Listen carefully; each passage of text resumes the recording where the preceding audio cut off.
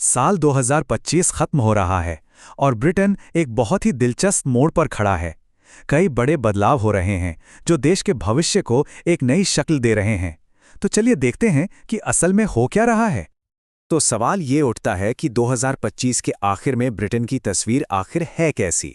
इसको समझने के लिए हम नए कानूनों, अर्थव्यवस्था के हाल और इसका आम जिंदगी पर क्या असर पड़ रहा है, इन सब पर नजर डालेंगे।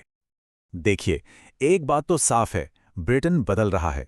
इमिग्रेशन से लेकर इकोनॉमी तक लगभग हर पहलू में बड़े बदलाव देखने को मिल रहे हैं जो कहीं ना कहीं देश की पहचान को ही फिर से बना रहे हैं। तो चलिए शुरुआत करते हैं उन नए कानूनों से जो देश के काम करने का तरीका ही बदल रहे हैं। सबसे बड़ा बदलाव तो देखिए इमिग्रेशन सिस्टम में हो रहा है।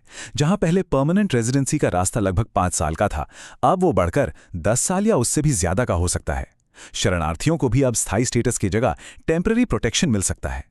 और तो और नागरिकता मिलने तक सरकारी मदद भी सीमित की जा सकती। इसी के साथ एक नई चीज आ रही है, ब्रिट कार्ड। ये एक नया डिजिटल आईडी प्रोग्राम है। इसका मकसद राइट टू वर्क जैसी ऑफिशियल जांच को आसान और मॉडर्न बनाना है। हाँ, इससे हर वक्त साथ लेके चलना जरूरी नहीं होगा। और बात यहीं खत्म नहीं होती। 2 और नए कानून भी अब लागू हो चुके हैं। एक है प्रोडक्ट रेगुलेशन एक्ट, जो ये पक्का करता है कि जो सामान आप खरीद रहे हैं वो वैसा ही हो जैसा बताया गया है। और दूसरा है मार्टिन लॉ, जो बड़ी पब्लिक जगहों पर एंटी टेररिज्म सुरक्षा उपायों को जरूरी बनाता है। तो इतने सारे कानूनी बदलावों का असर आखिर इकोनॉमी पर क्या पड़ रहा है, चलिए इस पर भी एक नजर डालते हैं। यहाँ ना एक बड़ी दिलचस्प सिचुएशन है। एक तरफ तो बैंक ऑफ इंग्लैंड फाइनेंशियल कंपनियों पर क्लाइमेट रिस्क रिपोर्टिंग को लेकर नियम और सख्त कर रहा है, और वहीं दूसरी तरफ इकोनॉमी की बड़ी तस्वीर काफी मुश्किल भरी नजर आ रही है। और देखिए, ये ताज़ा आंकड़े वाकई चिंता बढ़ाने वाले हैं। अर्थव्यवस्था असल में बढ़ नहीं रही बल्कि सिकुड़ रही है। मतलब आर्थिक गतिविधियां धीमी पड़ गई हैं, जिसे हम नेगेटिव ग्रोथ कहते हैं। अब इस स्लो डाउन को देखते हुए मार्केट में ये उम्मीद लगाई जा रही है कि सेंट्रल बैंक जल्द ही ब्याज दरों में कटौती कर सकता है, ताकि इकोनॉमी को थोड़ा बूस्ट मिल सके। तो ये तो हुई बड़े कानूनों और इकोनॉमी की बात, लेकिन आम लोगों की रोजमर्रा की जिंदगी पर इन सब का क्या असर हो रहा है? हेल्थ सिस्टम पर जबरदस्त दबाव है। फ्लू के मामले तेजी से बढ़ रहे हैं, जिससे एनएचएस पर बहुत ज्यादा बोझ पड़ गया है, और सरकार आने वाली सर्दियों को लेकर पहले ही चेतावनी दे रही है। ऊपर से मौसम भी साथ नहीं दे रहा। हाल ही में आए स्टॉर्म ब्रैम के बाद देश के कई हिस्सों में भारी बारिश और बाढ़ की चेतावनी जारी की गई है, जिससे लोगों की मुश्किलें और बढ़ गई हैं। लेकिन देखिए, हर खबर बुरी नहीं है। फेस्टिव सीजन की रौनक भी लौट रही है। कोका कोला का फेमस क्रिसमस ट्रक एक बार फिर सड़कों पर आने के लिए तैयार है, जो कई लोगों के लिए एक बहुत प्यारी परंपरा है।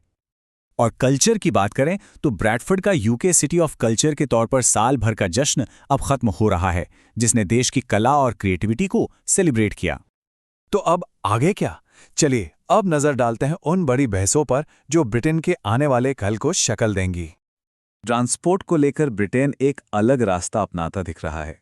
जहां यूरोपियन यूनियन पेट्रोल कारों पर बैन लगाने की अपनी योजनाओं में थोड़ी ढील देने पर विचार कर रहा है, वहीं यूके 2030-35 तक नई पेट्रोल और डीजल कारों पर बैन लगाने के अपने फैसले पर कायम है। इस वक्त पार्लियामेंट में कई बड़े मुद्दों पर जोर शोर से बहस चल रही है, जैसे कि क्राइम और पुलिसिंग में सुधार, sustainable aviation fuel, assisted dying कानून और इमिग्रेशन और रोजगार में और भी सुधार। ये सभी कानून आने वाले सालों में देश पर बड़ा असर डालेंगे।